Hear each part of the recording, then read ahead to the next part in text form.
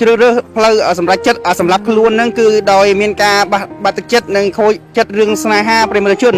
ដោយមានការស្រឡាញ់សង្សារជាខ្លាំងទើបបាទសម្រាប់ចិត្តលុតទឹកសម្រាប់ខ្លួនចោលក្រុមគ្រួសារឪពុកម្ដាយតែម្ដង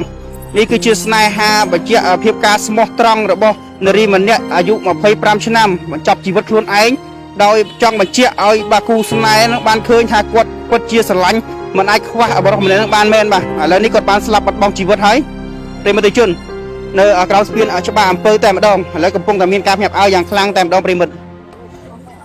សពបងអូនស្រីរ៉ាត់អាយុ25ឆ្នាំដែលជ្រើសរើសផ្លូវបាទលោតទឹកសម្រាប់ខ្លួនឥឡូវត្រូវបានអណ្ដែតហើយប្រិមត្តជនបាទអណ្ដែតហើយត្រូវបានសាច់ញាតិរកឃើញហើយបាទប្រិមត្តទស្សនិកជនឥឡូវមានការភ្ញាក់ផ្អើលយ៉ាងខ្លាំងនៅក្រោមស្ពានច្បារអំពើតែម្ដងនៅច្បារអំពើទី2ខណ្ឌច្បារអំពើរាជធានីភ្នំពេញមានការភ្ញាក់ផ្អើលដោយប្រទះឃើញសពស្ត្រីម្នាក់អាយុ25ឆ្នាំបាទគឺអណ្ដែតមកបាទក្រោមស្ពានឥឡូវនេះមានការអាស្រង់ឡើងមកលើហើយប្រជាពលរដ្ឋកំពុងតែមានការភ្ញាក់ផ្អើលបាទដែលមានឈ្មោះស្រីរ៉ាត់អាយុ25ឆ្នាំដែលតាមព័ត៌មានដែលទទួលបាននេះគឺគាត់សម្រេចចិត្តបញ្ចប់ជីវិតនៅ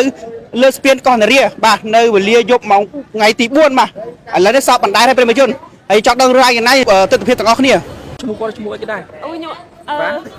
ឈ្មោះត្រោកសេរ៉ាប់ស្រោតស្រីរ៉ាត់ឆ្នាំនេះគាត់អាយុប៉ុន្មានហើយខ្ញុំអត់ច្បាស់ដែរបងនិយាយគាត់ខូចចិត្តយើងអាចដឹងខ្លះខ្ញុំអត់ដឹងដែរបងខ្ញុំអត់ដឹងដោយសារតែខ្ញុំអត់បាននៅគាត់ដែរខ្ញុំអត់ដឹងរឿងបងអត់ដឹងគាត់មកថ្ងៃអីខ្ញុំអត់ដឹងនិយាយរួមខ្ញុំអត់បាននៅជិតគាត់ទេខ្ញុំអត់ដឹងរឿងដែរចុះឥឡូវក្រុមគ្រួសារឪពុកម្ដាយគាត់បានម្ដងកន្លែងគាត់ហើយមានតែបងប្រុសគាត់បង្កើតចាម៉ៃសុខគាត់ទៅណានៅបដាសៀមរាបចាសៀមរាបបដា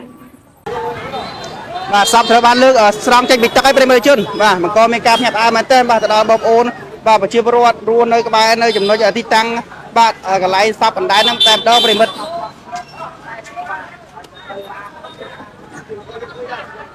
បាទប្រភពព័ត៌មានដែលទទួលបាននៃសារបាយសម្លេងពីក្នុងបណ្ដាញសង្គមនេះគឺមុននឹងធ្វើការសម្រេចចិត្តហ្នឹងគឺគាត់បានរៀបរាប់ពីពាក់ព័ន្ធជុំវិញបាទស្នេហារបស់គាត់ជាមួយនឹងគូសង្សារដែលគាត់បាទរស់នៅឯខេត្តសៀមរាបបាទទើបតែមករស់នៅភ្នំពេញបានរយៈពេលខ្លីក៏មានការប៉ះពាល់ផ្លូវចិត្តជាមួយនឹងរឿងស្នេហាក៏បានសម្រេចចិត្តបញ្ចប់ជីវិតដោយយកការជ្រើសរើសផ្លូវបាទលុតទឹកសម្រាប់ខ្លួនបាននៅលើស្ពានកោះនរាលបណ្ដាលឲ្យស្លាប់បាត់បង់ជីវិតនៅយប់ថ្ងៃទី4បាទអណ្ដែតសពនៅបាទថ្ងៃទី5នៅវេលាម៉ោងបាទ2រសៀលតែម្ដងបង្កមានការភ្ញាក់ផ្អើលតែម្ដងនៅក្រៅស្ពានបាទច្បារអំពើប្រិមត្តជនកុំចិត្តច្រើនពេកខ្វល់អូយបងខ្ញុំអត់ទៅគាត់តែគាត់ទៅរកឲ្យសុបាយខ្ញុំសេឲ្យសុបាយខ្ញុំមិនដឹងខូចចិត្តអីខ្ញុំមិនសួរខ្ញុំខូចចិត្ត10%ទេតែខ្ញុំអត្រាម៉ាខ្ញុំ90%